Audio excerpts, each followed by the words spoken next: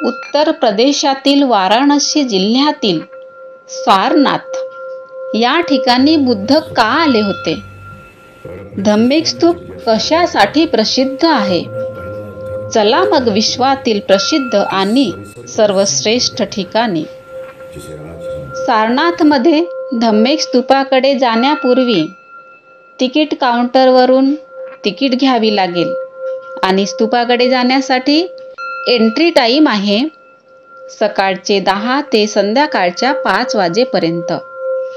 जर आपणास 10 ते 5 या वेळेमध्ये एंट्री मिळाली नाही किंवा आपल्याला त्या टाईममध्ये एंट्री करता आलं नाही तर 7 वाजे संध्याकाळच्या 7 वाजे आपण एंट्री करू शकतो. ती कशा प्रकारे हे ऐका. संध्याकाळच्या 7 ते 7:30 या वेळेमध्ये धार्मिक स्तूपावर साऊंड अँड लाईट शो दाखविला जातो. त्यासाठी गेटच्या बाहेरील काउंटरवरून शोसाठी तिकीट घ्यावी लागेल. तिकीट प्राइस आहे 150 रुपये. आता आपण गेटमधून धार्मिक स्तूपाकडे जात आहोत. बघा इथे एंट्री करता बरोबर किती शांत वाटत आहे. या पवित्र आणि पावन ठिकाणी आपण आलो आहोत. आता आपण बघू या ठिकाणी बुद्ध गयेवरून कशाला आले होते? इथे का आले होते? जेव्हा बुद्धाला गयेमध्ये पिंपळ वृक्षाखाली सम्यक संबोधी मिळाली, सम्यक ज्ञान प्राप्त झाले होते, त्यानंतर त्यांना वाटले, ते स्वतःशीच म्हणू लागले की हे माझे उच्च कोटीचे धम्माचे ज्ञान मी कोणाला सांगू?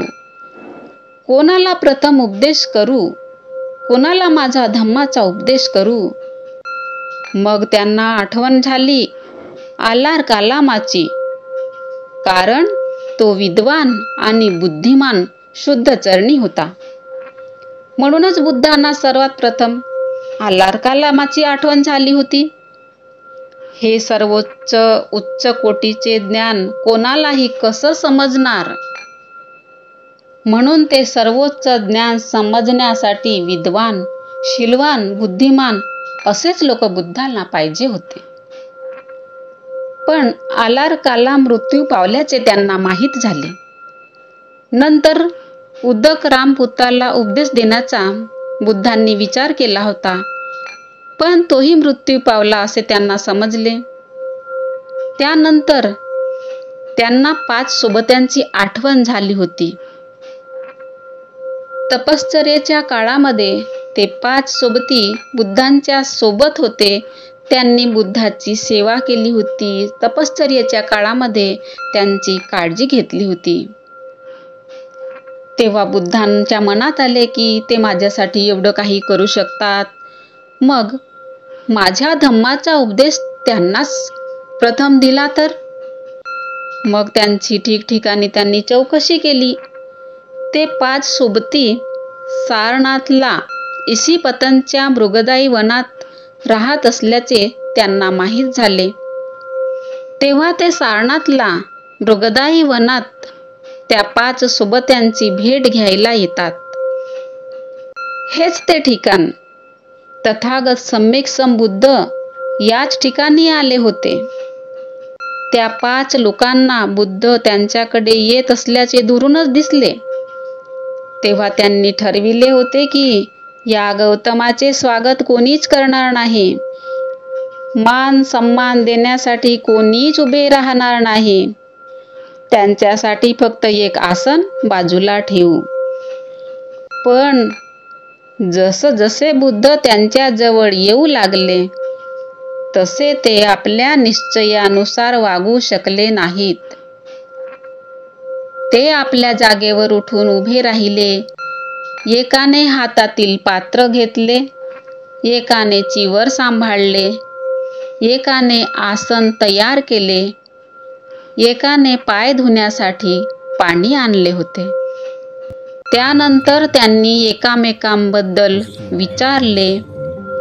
भगवान बुद्धांनी त्यांना सांगितले होते की तुम्ही सोडून आल्यानंतर आपणाला सम्यक संबोधी कशी प्राप्त झाली, नवा जीवन मार्ग कशा शोधून काढला. तेव्हा त्या 5 सोबत्यांना बुद्धाचे चेहऱ्यावरील तेज आणि त्यांना मिळालेल्या बोधिज्ञानाने ते प्रभावित झाले आणि बुद्धाला ते विनंती करू लागले की त्यांचा धम्माचा उपदेश आम्हास करा, तुमच्या दुःखमुक्तीचा मार्गाचा उपदेश आम्हास करा, असे म्हणून ते बुद्धाला याचना करू लागले. तेव्हा भगवान बुद्ध आपल्या धम्माचा प्रथम उपदेश त्या 5 लोकांना करतात. आपल्या दुःखमुक्तीचा उपदेश त्या 5 सोबत्यांना करतात. त्यालाच धम्मचक्कपवतन म्हणतात. हेच ते ठिकाण ज्या ठिकाणी अशोककालीन धम्मिक स्तूप आहे. बघा, हे धम्मिक स्तूप. याच ठिकाणी सम्यक संबुद्धाने आपल्या धम्माची शिकवण त्या 5 सोबत्यांना दिली होती. इथूनच धम्माचा प्रसार साऱ्या विश्वात झाला होता.